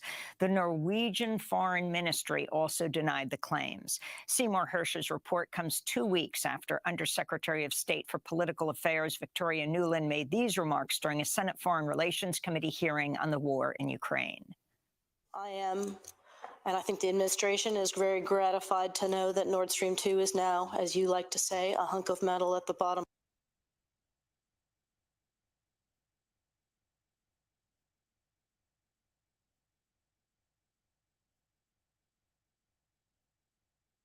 We begin this hour with some breaking news. The White House confirming the U.S. military took down a second high-altitude object over Alaska. And it comes just days, as you know, after the U.S. shot down that Chinese spy balloon off the South Carolina coast. Let's get right to NBC News Homeland Security reporter Julia Ainsley. So, Julia, we just heard from National Security spokesperson John Kirby. What did he have to say? Well, it was interesting. He did confirm this after R. Kelly O'Donnell asked him about it. He said that there was an object, he doesn't yet want to call it a balloon, that was shot down over Alaska, and he did not want to attribute its ownership. In other words, not necessarily saying, yes, this is another Chinese spy balloon, even though that's obviously the question on everyone's mind. Here's what he had to say. So I can confirm that the Department of Defense was tracking a high-altitude object over Alaska airspace in the last 24 hours. President Biden ordered the military to down the object, and they did, and it came in inside our territorial waters. Those waters right now are frozen, but inside territorial airspace and over territorial waters. Fighter aircraft assigned to U.S. Northern Command took down the object within the last hour. So that was Kirby's response to Kelly O'Donnell's question. Of course, that original reporting came here from NBC. Courtney Kuby, our Pentagon correspondent, was the first to find out just last week about the Chinese balloon that was eventually shot down over South Carolina. She also found out about this one. I point that out not just to toot the horns of my own colleagues here, but to show that the Pentagon is not freely giving this information. It might seem that way, that we're finding out about all of these in real time. That's only because the media is finding out about it. And in fact, that could be a source of frustration for some members of Congress who want the Pentagon to do more to tell them and the public more upfront about these threats that apparently have persisted long before last week. All right, Julia, stand by for us. I want to bring in now NBC News White House correspondent Monica Alba. Monica, the Chinese were not happy when we shot down this first spy balloon, and now this happens. How is this escalating the situations with that other superpower? Yeah, and just to echo what Julie was just saying there, this is remarkable. The fact that this came up mid-White House briefing that was on a completely different topic. They were announcing that the president is going to be traveling to Poland later this month. And then somebody said there's a rumor that there was another high-flying object. Can you tell us about it? And the fact that the national security spokesman comes out and talks about this entire military operation that has just unfolded in the last 90 minutes or so is something that really we don't see happen very often here. And of course, it is extra notable because of what we just saw take place in the last week or so with that Chinese surveillance balloon that really traveled across the United States over many sensitive military sites, even though military officials say that they were able to limit some of the potential surveillance capabilities of that balloon before the president authorized the Pentagon to shoot it down. So we saw that take place over a longer period of time before it was taken out over water, parts of which are now being recovered. With this smaller high-flying object, which again, we don't know who owns it. We don't know much more about it. We're told it's the size of a small car. The president learned of it last night. He decided this morning it should be shot down. And then we saw that happen fairly quickly. So this will raise a lot more questions about, again, who was trying to do this, what kind of a thing. And what was notable here, Tom, too, is that the White House says they saw it did pose a reasonable threat to civilian flight. And that is why they felt they needed to get it out of the air and over some frozen waters in Alaska, where they do hope to recover pieces of it to learn more. Thanks for watching.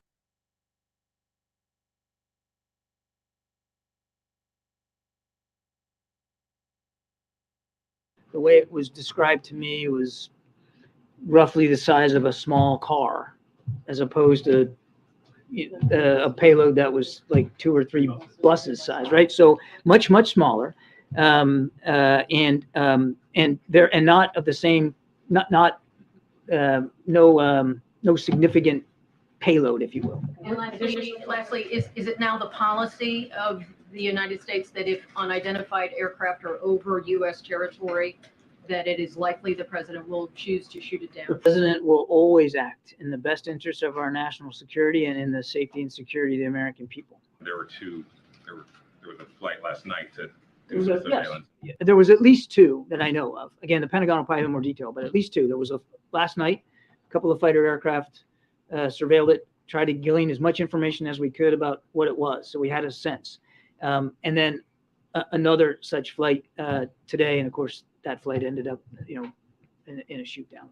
The latest object that was shot down within the last hour, was that detected based upon any information gleaned from the monitoring of the last balloon over? I think I'd be careful saying that anything specific to what we've learned from that last platform. And we were able to collect some information from it while it was in flight. That was another reason why we let it traverse over land the way it did. But I would be I would not say that information gleaned from our surveillance of that surveillance balloon provided insights that permitted this detection and track. And as of this, do you know what you shot down, that it wasn't just a harmless weather balloon?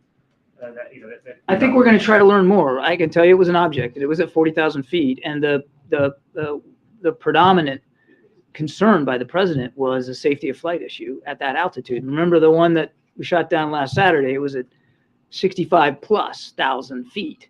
So no threat to civilian aircraft. This one at 40,000 feet could have posed a threat to civilian aircraft, and it did not appear to have the maneuverable capability that the other one did. So, virtually at the whim of the wind. At the direction of the President of the United States, fighter aircraft assigned to U.S. Northern Command successfully took down a high-altitude airborne object off the northern coast of Alaska at 1:45 p.m. Eastern Standard Time today, within U.S. sovereign airspace over U.S. territorial water.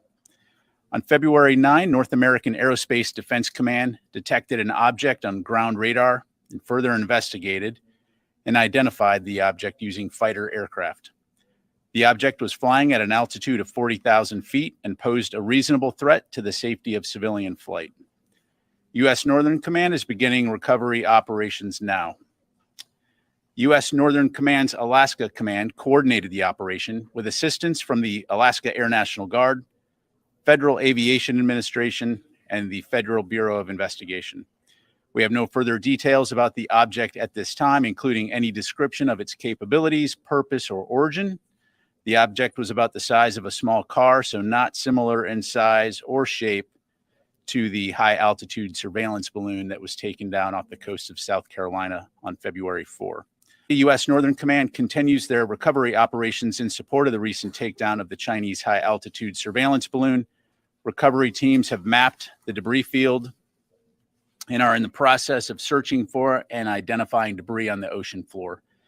Debris that's been recovered so far is being loaded onto vessels, taken ashore, cataloged, and then moved onwards to labs for subsequent analysis. And while I won't go into specifics due to classification reasons, I can say that we have located a significant amount of debris so far that will prove helpful to our further understanding of this balloon and its surveillance capabilities.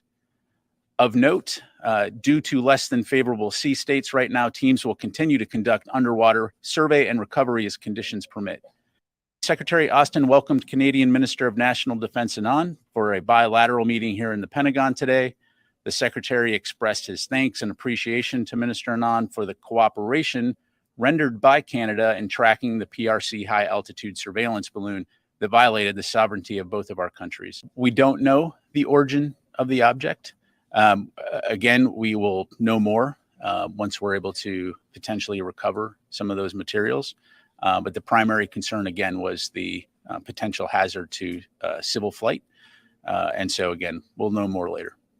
Anytime we detect anything, we're going to, first of all, observe it and then make a decision and take appropriate action. So you have to look at each individual case on its own merits. In this particular case, given the fact that it was operating at an altitude that posed a reasonable threat to civilian air traffic, the determination was made and the president gave the order to take it down. You well know civilian aircraft operate, at a variety of ranges up to 40 to 45,000 feet. So again, there was a reasonable concern that this could present a threat to or a potential hazard to civilian air traffic. So my understanding is it was at 40,000 feet when it was detected and ultimately taken down.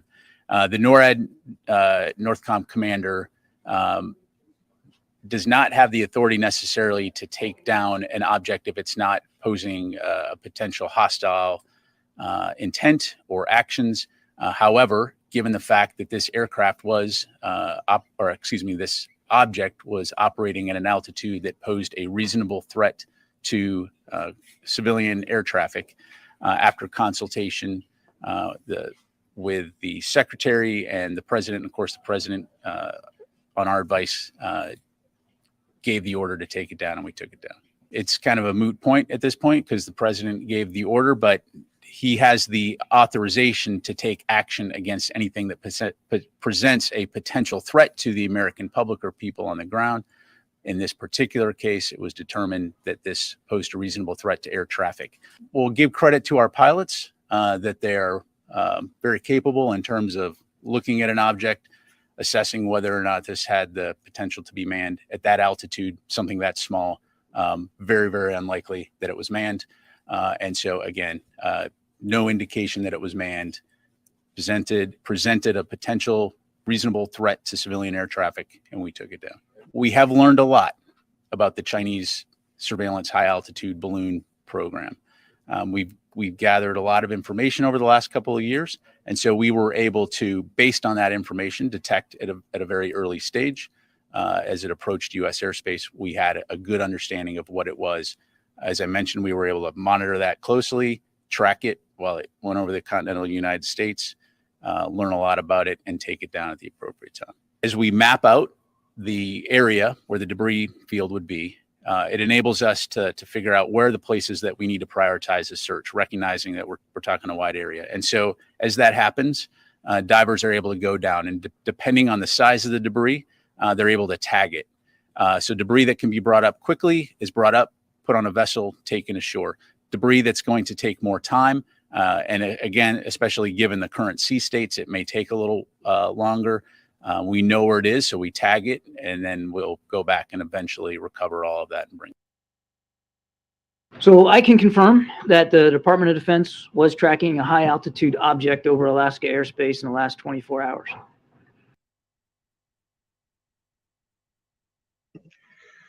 All right, China is putting us in a position in front of the international audience that if we can't protect ourselves, how are we going to protect them? Facts. You know, that was a one of those videos that keep looping. It's live. If you want, I can drop the link. But we're gonna close if no one wants to come up and talk. Thank you, Mr. Bass. On my end, I'm watching the day of life of Vladimir Putin. And 10 things there is to know about him. Seems like he loves people. He does everything to try to keep the people safe. I'm just saying. I'm just looking at a lot of things, and he loves children. And keeping them in like martial arts, and always being productive. He bases stuff on like dairy products, like and quail eggs and stuff like that. He only eats from the farm. But did you notice in that last video, it did, and he didn't mean to say it, but he said payload. All right, payload is. He said, "What, Mr. Bass? Break it down for me." Yeah, he said, and I think it was mistakenly said that the balloon had a payload the size of a small car. A payload, okay, the payload is what they consider the munitions that could be carried by that balloon. So a small car nuclear bomb would do a whole lot of damage. A whole lot of damage. And had that thing had a payload on it, they would have ignited it in the air when they shot it down. So China is getting a whole lot of information and exposing the U.S. at the same time. But remember we said that they got some in them things, Mr. Bass? And this, I wouldn't be surprised if they're gonna do something to the air. It's nuclear. Them are nukes. Those are baby miniature nukes. Those are nukes. I'm just gonna put it like that. Those are nukes that they keep sending over here. And they coming back to back to back. Get with it. The next one ain't gonna be so good.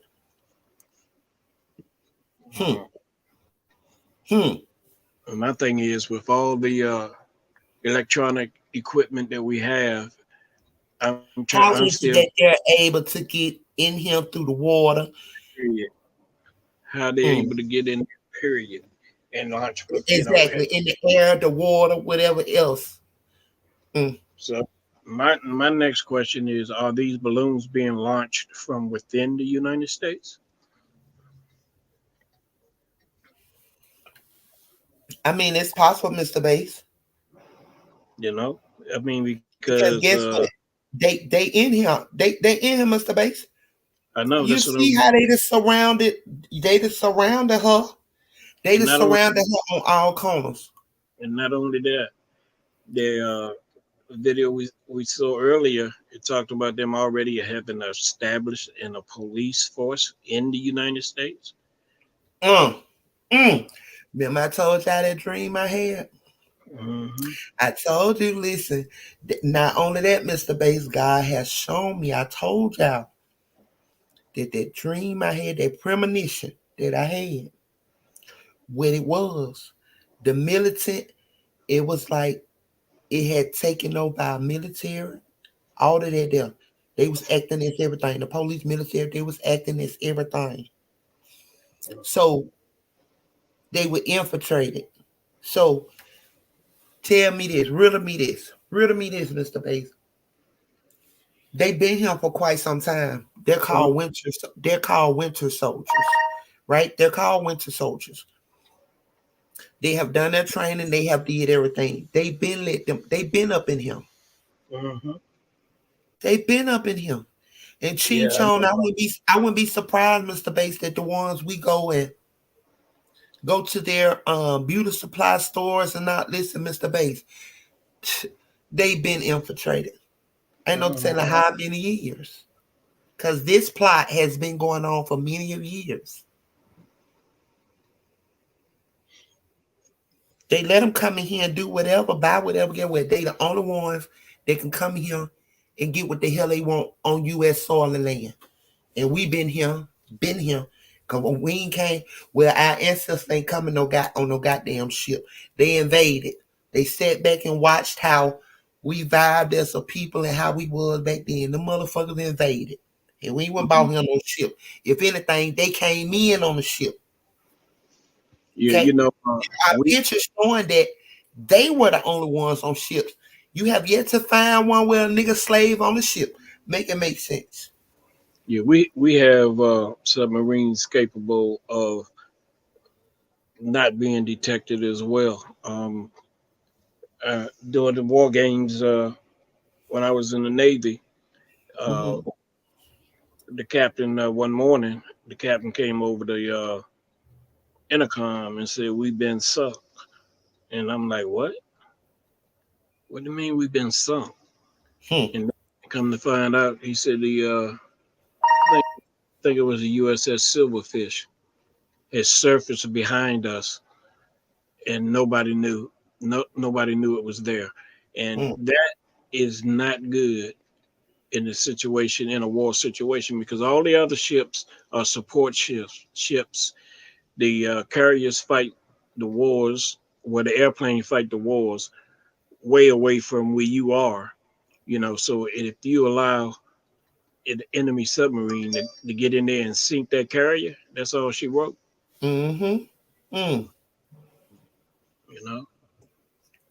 Well, we know what it is, Mr. Bass. We can just only bring it to the family and let them see, because as we state and as we preach the message, well, not preach, but teach the message to everyone to get close to God, as close as you can, repent of all sins, get close to God. We knew that 2023, that it would be the year for the bullshit, everything to be exposed. So it is what it is, y'all. Okay, Mr. Bass, go ahead. Mama's calling. All right, fam. If nobody wants to come up and talk about anything we talked about tonight, just keep your stay spiritually aware of what's going on. Stay in contact with the Creator. And with that, I want to say good night, and I pray that everyone rests well, and that you know that your strength is in Christ. Peace and blessings to everyone. Thank you so much for joining us tonight. Good night. We love you all. Blessings.